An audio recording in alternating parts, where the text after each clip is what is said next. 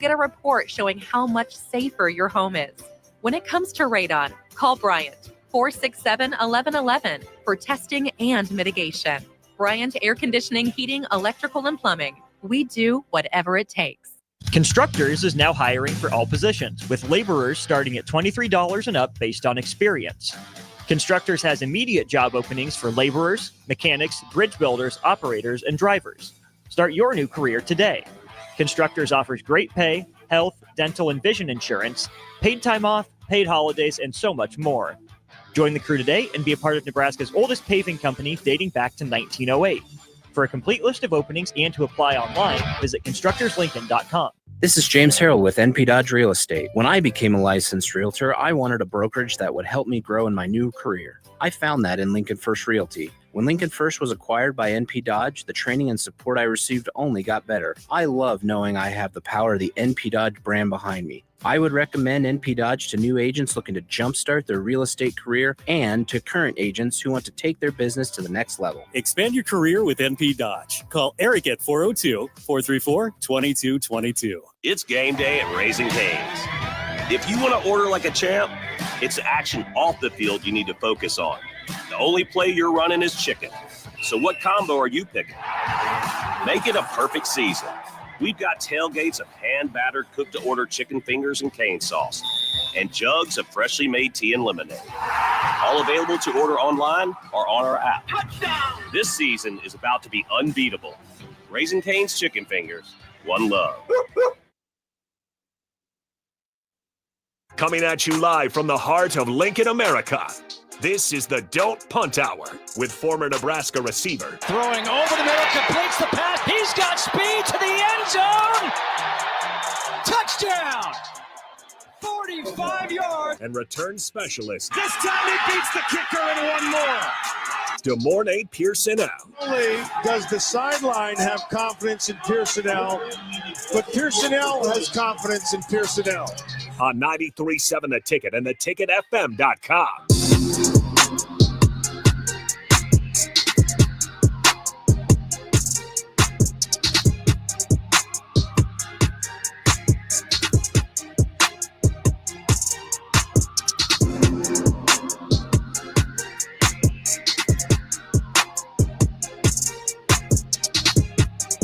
All right, welcome into the Don't Punt Hour. Harrison Arns on the ones and twos. Good morning, Pierson-El, the host, as always, streaming in Facebook, YouTube, X, Allo, Channel 961. All great ways to put a face to the voice. And then the Starter Heyman text line, 402-464-5685. We got NFL on the brick and mortar. We got Monday Night Football. But, of course, use the streams. You can gauge that way. Let's go ahead and bring him in. Morning, Pierson-El. What a brutal weekend for your guy here. But how's it going on a Monday night? You know, the weather is matching, I think, how everybody's feeling in Nebraska after this weekend. Just down, out, sad, so trying to get through it. It's Monday. Absolutely. And we're definitely going to spend a lot of time on that. But yeah, I don't know if I'm going to get it out of the way now because I don't want to talk about it later. The Bears finished brutal. I have not beaten the Packers since 2018. Packers keep that one alive. Bears get their field goal blocked on the last play of the game. Tip my cap, brutal loss. So, yeah, like I said. And then the Huskers, of course, the team we're really going to dive into. Couldn't get it done either. Very similar fashion. You play pretty good defense, but you give up a crucial score at the very end there. And then on the crucial drive at the end, you move the ball, but just not quite enough. Maybe the refs missed the call. They definitely did miss the call, my eyes. I'm about to say maybe. Ain't no maybe. Once again, we find ourselves in a position where the refs can decide the game. Give me your thoughts on it. Nebraska loses on the road at Memorial Coliseum, 28-20. It's tough because literally SC just made 1 to 2 plays more than we did. The offense, I like what I seen. At times they took shots. At times, they worked the offense and moved the ball down the field. Some things kind of didn't turn up, but it looked more efficient than it has been. So, I mean, that's a plus. And in 2 weeks, you got things kind of rolling like that and everything like that. I definitely think that's a building block to move forward with things. It's just annoying because I mean they were right there. I mean, they've been right there for years. No, this one hurts a little bit more, and I'm not putting it all on the defense, but I mean you already had one pick six. You had another interception go literally through the guy's hands to score a touchdown. They kind of got two lucky plays. Like I said, their players three at least. Their players, just made the play, and it sucks that we have to say, like that's what it was on the defensive side. But like other than that, sometimes it goes that way. But that one hurt a little bit more than some of these other ones because it's not like they didn't show up to play because I think they did. I think they were hitting on majority of all cylinders. Raiola was looking at his read. If it's not there, he's taking off. So I mean, his decision making was a lot more evident. He looked, more comfortable and confident than he has been. So, like I said, I like what I've seen from the offense. Do I expect more from them and whatnot? Yes, but you got a guy that's been there, 14 days calling shots and kind of getting acclimated. So I can work with him. Yeah, I mean, it's about as good as I expected on the off. I mean, I wasn't expecting like a entirely revamped offense. It looked slightly improved, and I thought that might be good enough to go ahead and win the ball game if the defense shows up. And really, to your point, like both things happen. I thought the offense slightly improved, which, hey, you know what? You got a new OC. You got in the middle of a bye week and you figure out how to improve the offense. I'll take it. A defense that was in the right positions all day. Literally. But man, the Malcolm Hartzog, the ball going right between his hands, and that hurt.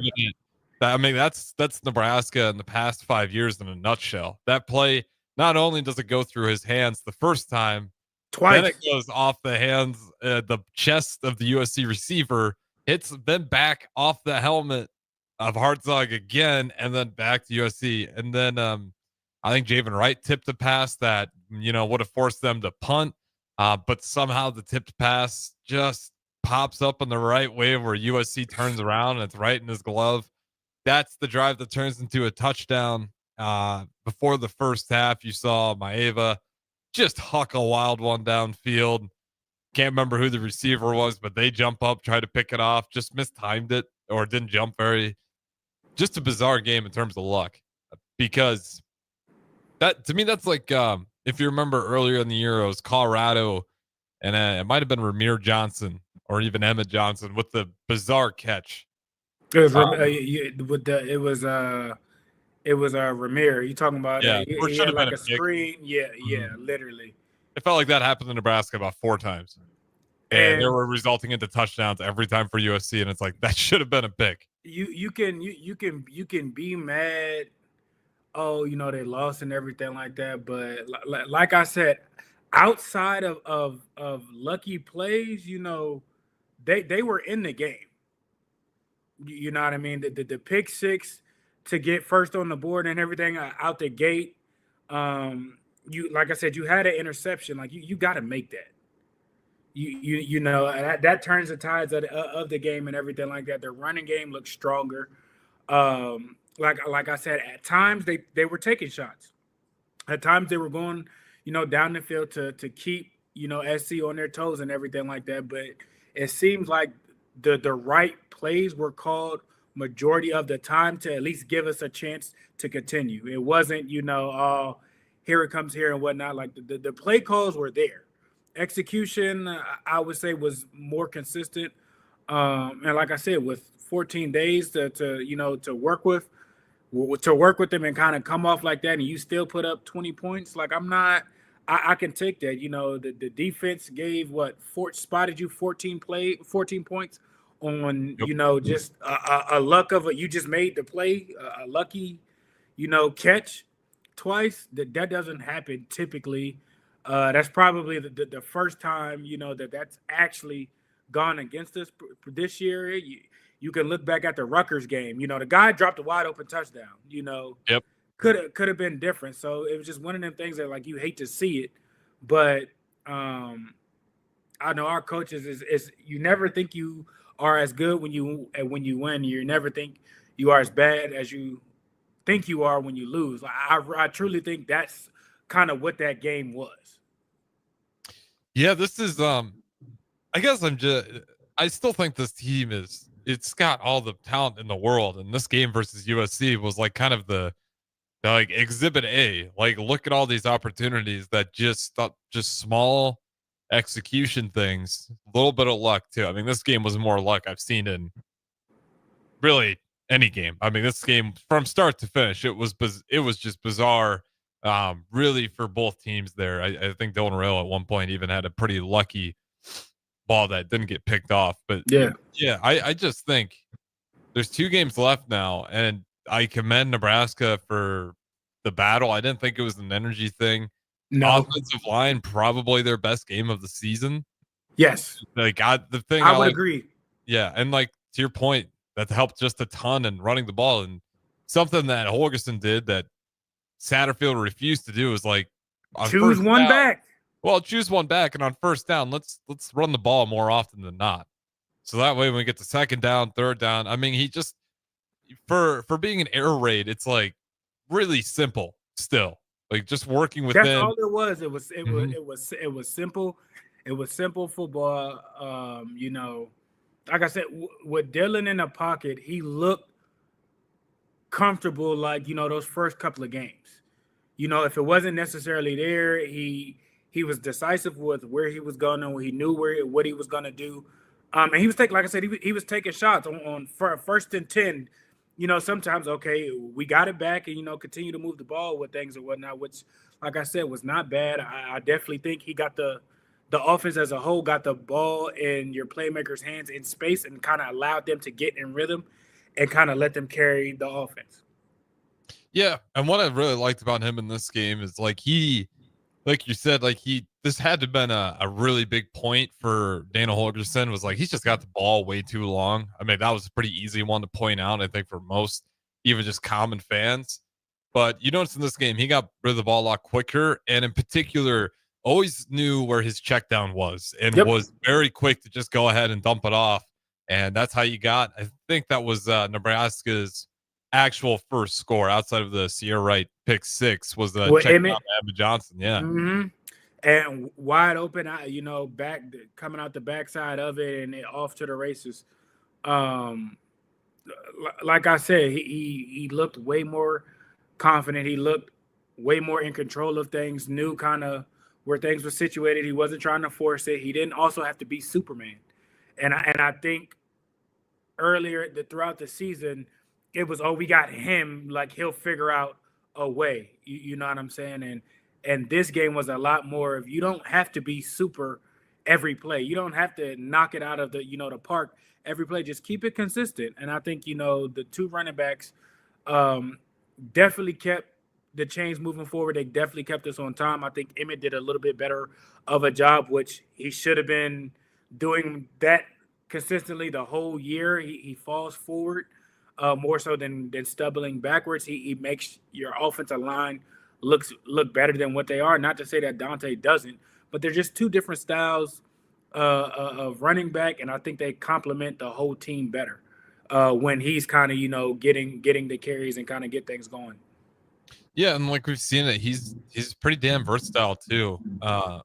You know, pass pro wise, if that's the reason, I don't really see too big of a difference though between Dowdle and Emmett Johnson receiving backs. I actually think Emmett Johnson's a little bit better in that regard, and in terms of just running between the gaps, Emmett Johnson, the best. He's been fantastic. Man, it's so weird because we end so many games saying that exact same thing. Like Emmett probably had the better game, but we'll head into the next one. And Dante, still good back. He'll be starting, but I would just like to see that back room almost just at this point. You know, we got 2 games left. They're both playing really good football. Just do it the same way the Lions do it. Exact same amount of carries for Gibbs and Montgomery. Just do it the same way with those guys. No, you got Big Ten ball coming up. Feed Emmett. I don't want to hear that. I think the reason I say that is we're going to see like Dante with 18, 19 carries, and then Emma Johnson with like 10, 15, but maybe even less than that.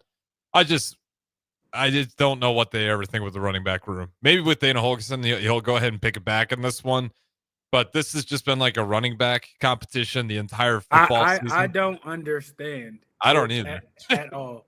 You have a guy that it keeps showing up. Yes, the sparkly new toy, at times he can break one and X, Y, and Z.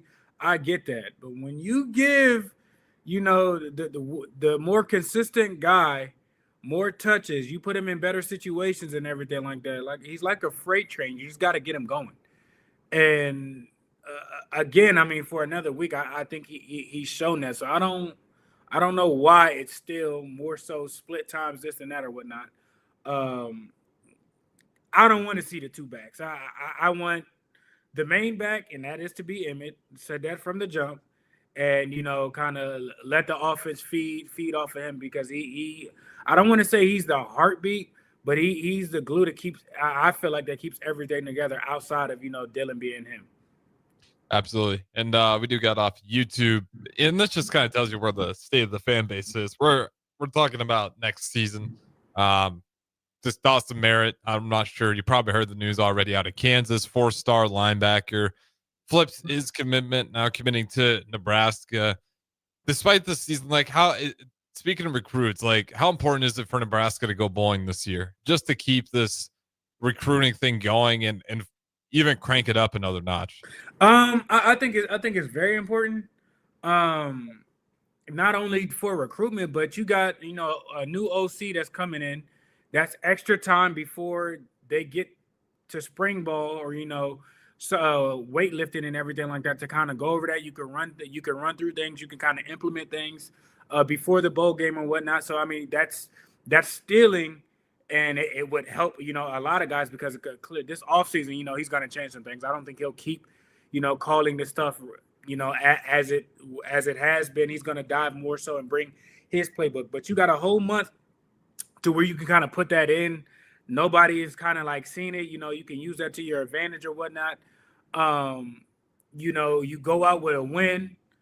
You can use that, as a recruiting tool and everything like that. And see, with these changes, coming in, you got opportunity to compete and come in, because, they'll lose a lot in a lot of places on the offensive side, or things to be, up for grabs for that upcoming spring and fall camp. So I think them getting to a bowl game is absolutely important, because it puts in a lot of play of things that you can't just, say, oh, maybe next year, this and that. You actually have facts to it that can back it up. And you could kind of walk around at least for a couple of months and, this is where we're going, with this direction or whatnot. Yeah. And unfortunately, for the first time ever, I shouldn't say ever, but the first time ever, at least on a lot of the Husker media content, Nebraska is no longer projected in a lot of people's bowl projection models, which is a bummer. Because it's crazy. Ever since we got to 5 wins, we've been in it every single week, and now we find ourselves with 2 left, and they're like, maybe Nebraska really doesn't go bowling again. Most of them don't even have Nebraska in the bowl conversation. But I will say, this game coming up here is interesting for the Huskers, because we got another team who's doing crazy maneuvers. They didn't bench their quarterback. They fired their OC. Wisconsin gets rid of their offensive coordinator. Good morning, Pierson-El. What the hell is going on up in Wisconsin? I knew things weren't great, and the offense was a bit of an ebb and flow. Are you surprised to see them pull the trigger? No. I mean, what that they don't care about, your quarterback that you had in there came out or whatnot. I mean, it's, the NCAA is kind of, what can you do for me now, or what have you done for me now type league. So before the coach gets, the axe, somebody under him is going to go. Whichever coordinator is performing, the least amount, it is what it is. Somebody's going to go. Somebody, a higher ups at the university was like, you got to make a change now. Or, if it gets to where it gets too late, we might move on from you type situation. So that's just kind of the nature, of the business and whatnot. Yeah, and then to Jim's point, Wisconsin averaged only 12 points over the last 3 games. Yeah, I mean, 13 Penn State, 10 versus Iowa, 13 versus Oregon. Iowa, though, that's a really tough defense, but you also gave Iowa 42 points, which is rare for Iowa. And then Wisconsin, Oregon. We'll definitely talk about that game. But that one, Wisconsin had a real chance there to go ahead and pull the upset off. Oregon somehow just barely escapes their first loss, I should say.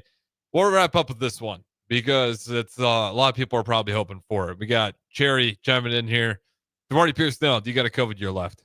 I think they want you back. Trust me. Look, I've looked into it. They've told me no 3 separate times. The rules changed right after I got out of college, and I'm like, we can't. Nope. So trust me. If I could, I would have been back. That's a bummer because the NIL money probably would have been pretty damn good for a guy of your caliber too. They would have been willing to risk a little bit. Who you telling? I missed it by a semester. Was pissed. Well, that being said, we'll throw the break here. Again, you guys can continue to comment. We'll keep talking Husker football as well as some other college football games. Don't Punt Hour with the host as always, Morty Pierson-El. We'll talk to you in a little bit.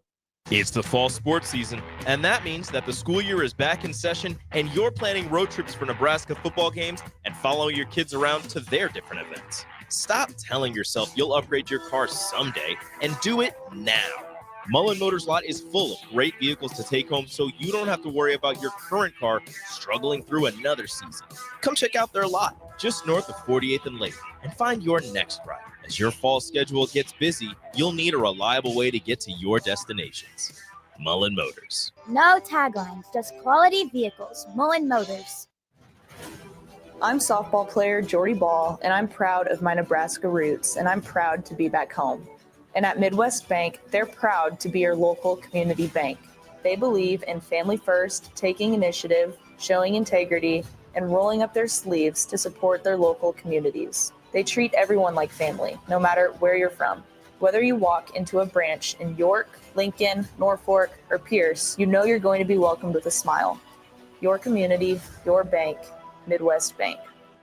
Looking for a place to relax and unwind after a busy day? Cigars Lounge at 8th and Q in the Haymarket is the perfect place to enjoy good company, a cocktail, and of course a cigar. Visit Cigars Lounge on Tuesdays for Top Shelf Tuesday and enjoy 50% off select spirits. Cigars Lounge offers Perdomo, San Cristobal, Rock Patel, and more of the top stogie brands that you know and love. But that's not all. If you mention this ad between noon and 5 p.m., you'll receive 15% off your entire tab just by mentioning the ticket. Check out Cigars Lounge today at 8th and Q in the Haymarket. All right, Rico, let's do the final checklist before we head out. We have a lot of people coming to the tailgate today. I'm ready. Burgers? Check. Chips? Check. Icy cold beer? Check. Except this one. I'm forgetting something. Wait a second. Where's the Führer's cheese spread? I can't stop eating it. Rico, relax. I always pack extra. It's the biggest hit of the tailgate. For the best appetizer, party dip, and tailgate snack, load up on Führer's cheese spread today in most local grocery stores. Riddle's Jewelry is excited to be celebrating 65 years. 65 years of so many incredible memories celebrating with each of your special moments. In celebration of the 65th Riddle's Jewelry anniversary, we will be offering up to 40% off all engagement rings and all diamond fashion jewelry. The excitement doesn't stop there.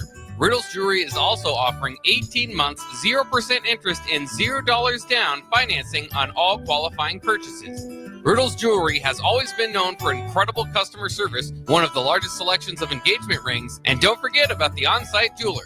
Come celebrate with us at Riddle's Jewelry, your one-stop diamond shop with exclusive Levian jewelry, Pandora Charm jewelry, and more. All at Riddle's inside Gateway Mall.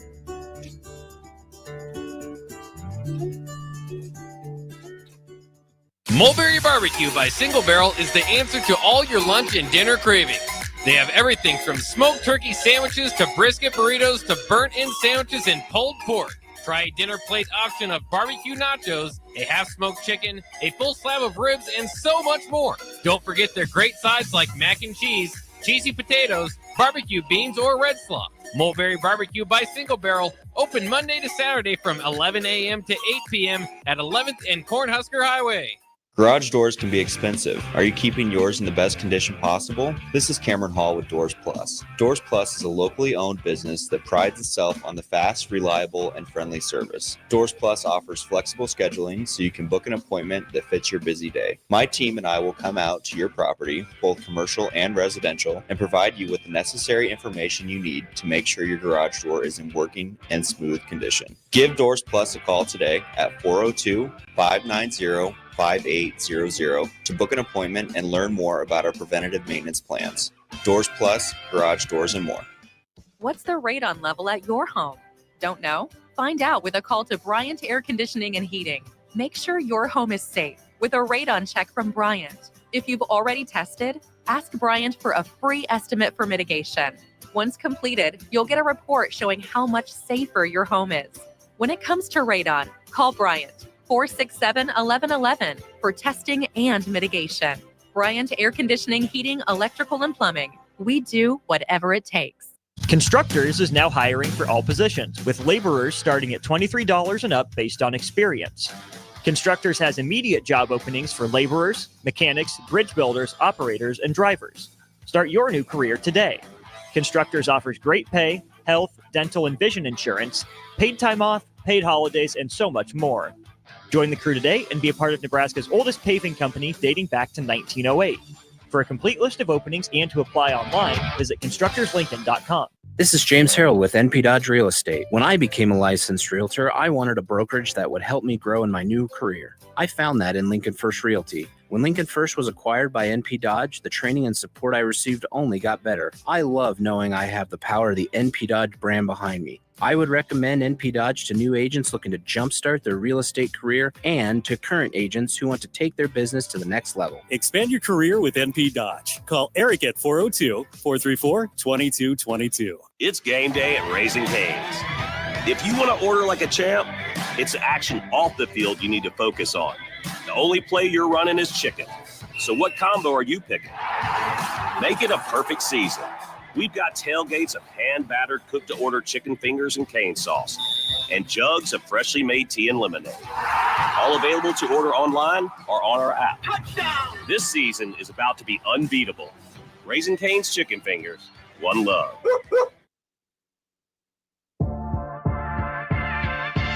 This is the Don't Punt Hour on 93.7 The Ticket and theticketfm.com. Here is your host, DeMornay Pierson-El.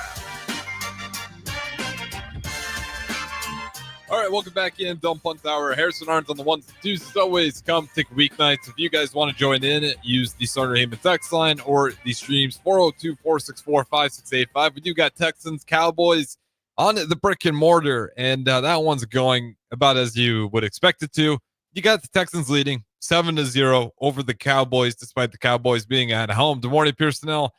Do the Cowboys have any chance in this one to pull off an upset? You got yourself muted there. I thought I had it. Depends on how consistently they play throughout the whole game. They just got an interception. They just picked off CJ. So, I mean, any given Sunday, anybody has a chance to win. I still think the Texans are going to win, but they're rolling right now. So maybe, but you know they might get hot and then kind of fizzle out. So I mean that's been their MO. So we'll see. I'm not very confident in them pulling the upset tonight, but I mean they could. Yeah, I got Texans as well, and yeah, I guess the NFL upset's gonna happen. I don't want to spend NFL on that today, but I want to spend just a little bit on this part of the NFL because I have to. Oh my God, the Detroit Lions. Nobody wants to play. The Detroit Lions right now are an absolute machine, destroying the Jacksonville Jaguars to absolute pulp. I mean, there was nothing left of the Jaguars when that game was over. It's been that long since I've seen a team get that embarrassed, because that wasn't like with the Dolphins and Broncos last year where it was just like air raid bomb after bomb. I mean, they were not only throwing some good passes, I mean, they were just running down your throat on top of it all, even trying to bleed clock. They were running for massive yards. Give me your thoughts. I thought for sure we were gonna hear that they fired Doug, and I like Doug. You know, I think he's a heck of a coach. I'm just not sure kind of what it is that's going on down there. I mean, you lost Christian Kirk, which I think was a huge part of, you know, what they wanted to do down there. ETN is nice. He's having a tough year. It's been 2 years. He's injury prone. Mm-hmm. You know what I mean? So durability with things being consistent. That's why they look different with the tank. You know what I mean? And then you bring guys in, and it's just not looking the same. And it's just awful to watch. Because I mean, early on, they were in games, and you know they were doing fine. They were playing consistently and good, and then it just got really, really bad fast. Yeah, I mean that locker room just looks completely like they out of quit. it. Yeah, especially after this game. They ready for the season to be over. Tired of hearing stuff and everything like that, and it's sad because I really do think they have some good players on that team. I think Doug is a heck of a coach. You know, it's just trying to find answers to what exactly to do and get things going. And Trevor has to play better. Not just he's been, you know, playing awful, but you know, nowhere near the year they won, you know, their division and went to the playoffs. Not even that. Yeah, well, they had Mac Jones in on this one for 7. I mean, that's part of it, right? 17 for 29, 138 yards, one interception. I mean, Goff's stats are stupid. 24 for 29, 412 yards. I started him on my fantasy team, so I was loving it. Oh, if you had him and Amon-Ra St. Brown, that's broken. You beat everybody. I got on one of my other teams. I got Jamar Chase last week. I didn't have him, but I didn't have to play him.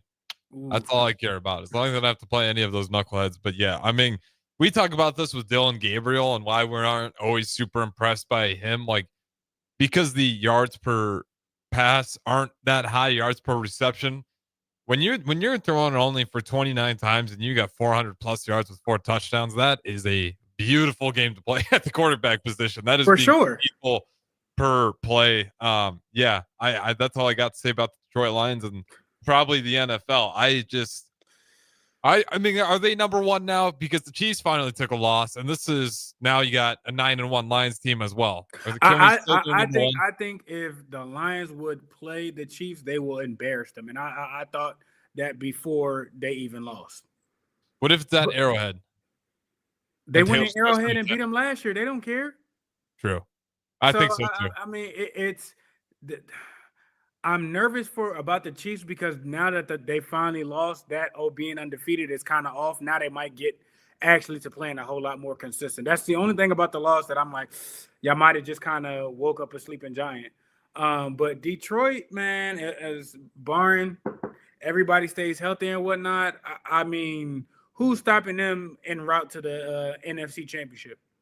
Good luck, because the 49ers don't even look the same. I know you might see 2 teams from their division, and they didn't spank them.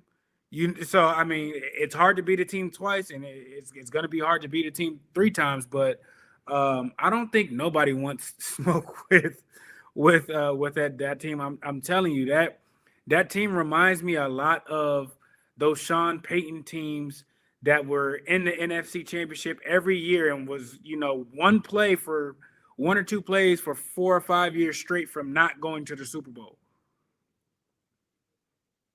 That is probably the best analogy that I could fit for right now. They are physical. They are rolling. You just bet. I know the whole NFL better hope and pray that they lose a little bit momentum. But I mean, he had a 5 interception game and still pull out a win. Well, and they lost Aiden Hutchinson too, one of their best defenders, and they gave up 6 reloaded. Like, they're the NFL's nightmare right now. Yep, sitting there at 9-1. It's just so far, it's been a bizarre year for the NFL as a whole. And then the NFC West, to your point, You're looking at the 49ers 5-5, the Seahawks 5-5, the Rams 5-5, and the Cardinals at 6-4. It seems like the Rams, or excuse me, not the Rams, the 49ers got a layup here, but I don't know what's going on with the 49ers. I mean, that's been an unsteady ship the entire time. I mean, you had the stuff with Ayuk early on. You had the stuff with Pierson getting shot. You had the stuff with Trent going on, and then on top of that, your identity, the staple that kind of gets everything in the security blanket that all right, you can kind of breathe a little bit. McCaffrey was gone for the whole season, so you were used to playing kind of without him. Now he's kind of back, and you got to you're getting him involved in the game and everything like that, and it looks different. So, I mean, they're still a dangerous team. I'm pretty sure they still will be in the playoffs or whatnot. But like I said, I mean, the Lions are just a bust, so I don't think nobody wants any issues with them. No, the Lions, I mean, that's not only is it likely to take a loss, likely to feel that one more than anybody else, especially if it's in Detroit, especially as it keeps getting colder here. Like, Detroit has got to be one of the worst teams to have to play in terms of being the best team in like football, because that is a physical identity. They're going to bring you to a cold, mean, brutal city. I mean, good luck to the rest of the league. 9-1 Lions, and Ford Field is full of excitement. They love their ball. They're happy that they're winning. You know what I mean? Like, that's not going to be an easy place to go into and do anything with. So if they continue to hold that number 1 seed, the path to the NFC Championship goes through Detroit. Good luck. Yeah, it definitely does. There's nobody else in the NFC that really scares me as much as them. I think the Vikings will cool off. Let me ask you about I would say the Eagles are probably the closest thing. Yeah, they're them not being as consistent, but yet finding ways to win. Like, once things get suited and booted with things, they're going to be a difficult team too. Their defense is kind of starting to come alive. Their offense identity, as long as AJ's out there and healthy and whatnot, Saquon is going off. I know the Giants are even more pissed off week in and week out. I wasn't gonna spend all the time on the NFL, but we're already here. There's a couple more teams I gotta talk about. The Bengals and the Jets are having some gut-wrenching seasons right now, but I don't know which one's worse. Because the Bengals, Jets. Yeah. Jets. Because the Bengals on the offensive side have been rolling. It's just the defense is a liability. You want to get a shootout with the Bengals. And, even a few years ago, when they went to the Super Bowl and were on top of things, your defense were making stops, getting people off the field and everything like that. And I think they've lost a few key pieces on the defensive side that's kind of changed their trajectory, of things. They lost a lot of pieces on the offensive side too, but they've kind of, figured out you can reload with the draft and free agency with things. But on the offensive side, they're not playing bad. The defensive side, they're not playing consistent enough to give the team holistically a chance to win. Yeah. The reason why I said which one's worse, I meant like worst feeling. Because I think if I'm the Jets fan, I'm already kind of putting my head down. Jets. I don't know. The Bengals, this has got to be infuriating. I mean, they're, like you said, their offense looks good. Like, Jamar Chase and Burrow have been playing some incredible football. And to your point, their defense just is giving up just enough every week to consistently lose. They were getting blown out, and you still find a way to come back, and things. So I don't care what people say about Joe, this and that. Joe's been balling. He's woken up. He's the reason why they're even in games, because that's like the second or third game, or out of the last 4 or 5 games, they started slow or getting blown out, and he's willed them to being back in it and whatnot. So that's different than what's going on in New York. New York, you fire your coach, the defense looks worse than it was when the head guy was there. You got players talking about tackling tape. You don't need tackling tape. You got bickering inside. You got Aaron Rodgers there who, You know, the potential of his play is still there. You bring in Devontae Adams, and it just, for whatever reason, it's all not gelling well enough. I think this last game was probably their most consistent to where they look like things, you know, they figured out things or whatnot. But you might be at the point to where it's a little too late. Yeah, and I don't know what the future looks like for him because Rodgers, I mean, that's just we say it all the time, Father Time's undefeated, and I don't think Rodgers has got the same genes as LeBron, so I think he actually is getting pretty close to that final few seasons. I just don't know what it looks like for him. Final game, unless you got any other ones you want to talk about here, but I want to dive into the last one that's on my mind is Chiefs and Bills. I mean, it's all fine and dandy. Like, yeah, you beating Mahomes, but you're not beating Mahomes when it counts. So who cares? I was gonna say, right? This is the script for the Bills. Like, oh yeah, we beat It's them. always regular season. They're getting these wins now. You know, like the Chiefs still didn't even look, you know, remotely close to what we've seen them to be capable of. Mhm. D-Hop is becoming more of a problem each and every week.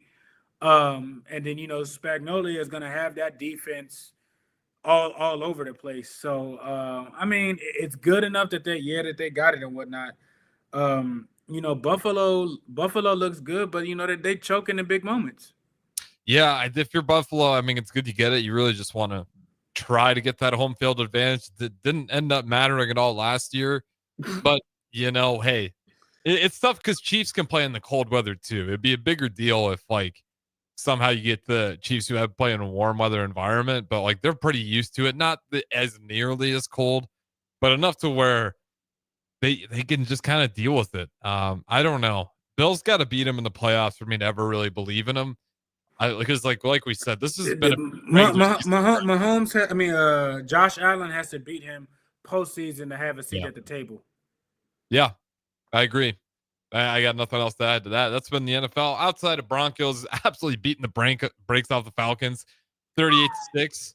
That one's just impressive to me. I don't think a ton of people had eyes on it. But Bo Nix and the Broncos, he might be up there for rookie of the year. Like I know Jalen Daniels has been going off, but it should be Bo Nix. It really should be. He's making a strong case for it. His yards right now on the touchdown. He's making a strong. When Denver drafted him, I was like, yeah, that's a good fit. I didn't see it coming, but it was definitely a Sean Payton move. Yeah. Well, tip my cap to him. Out of all the rookie QBs, seems like my Bears might have be struggling the most right now. I will say though, Packers game, there's a little bit of life. But yeah, hats off to Bo Nix and the Broncos. I think the Broncos definitely got one. We saw that a little bit of preseason, how comfortable he looked. And NFL, even though he had some rookie learning curves he had to get over, like he's been able to get over those learning curves pretty much faster than anybody else out of that rookie QB class right now. The only difference is he's just got an offensive system that really, I think, understands him well, because it just looks like he fits that offense like a glove. And that's how you beat the Falcons 38-6. Final thing we're going to talk about. Then we do got Uncut with Kyle Perry up next. Did you watch the Paul and Tyson fight? That wasn't a fight. Did you watch it though? Sadly, wasted precious moments of my life that I would never get back. I hope you didn't have to pay for it. No, I didn't. But okay, it was. Mike is still Mike. You know, he was in there bullying him and not trying to bully him. You know what I mean? So yeah. It's again, get in there with people who are in their prime and do that for a living, and you'll get made into a punching bag real quick. Yeah, we talked about this like way back in the day. I think when it first got announced that they're actually going to do this, and as it got closer, I just refused to want to talk about it. Now it's finally over, so I don't care. I'll talk about it. But the closer it got, I mean, you knew this whole thing was just going to be, in my eyes, speculation. I don't know, but it seemed pretty fake and just like a massive charade. Like that was worse than any of the like Floyd and Pacquiao, than McGregor and I thought so, and then Mike slapped him, and I was like, oh, okay, Killer Mike might be back. You know, Yeah. he got a couple screws loose, and he ready, you know, to knock the rest. And I was like, all right, I was kind of excited. The first 30 seconds, I'm like, okay, like, you know, Mike is letting him go that second round. I was like, oh, we've been bamboozled. Yep. That's the exact part. And because I was just kind of seeing some of the highlights, and like after because I wasn't gonna pay my money because I was calling scam right off the bat. And but you know, shout out to X and everything else. You just wait for the highlights to come through. And I saw some like good shots like early on. And then It was two rounds. He probably let his hands go a little bit. And outside of that, like I said, Paul was running. It was ring around the rosy the whole night. Like he was running in circles as fast as he could. Yeah. And you know, when you look at the rules too, especially when the rules consist of Mike Tyson, if you knock Jake Paul out in the first round, how is it you are scheduled a boxing match, but yet you can't do the one thing that you're supposed to do in a boxing match? Exactly. Like, from that point on, you know, oh, you can't do this. What are you talking about? The most money he could make too was if Logan Paul won in decision. So there you go. It was sad because Mike is my favorite boxer, and I'm like, man, you can knock him out in your sleep. So does that officially count on his record?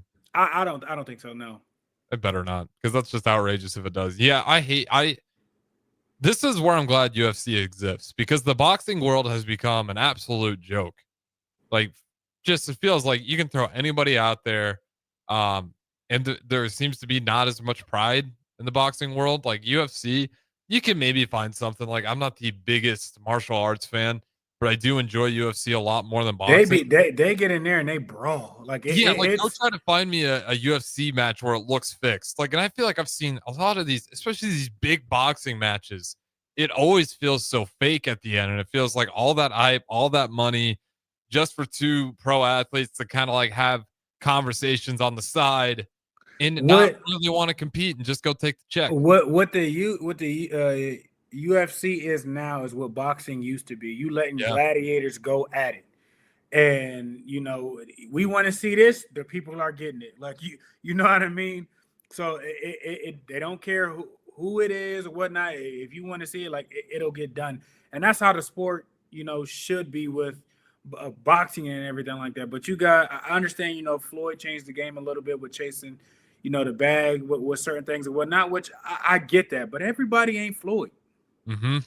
Everybody is not Floyd. So, and you know, everybody, you know, can't sell and is not going to make that, which is, you know, why people like Bud is even better. And, you know, it's crazy how he gets disrespected because he don't care how big you are. He don't care, you know, how much money you got, what's on your record.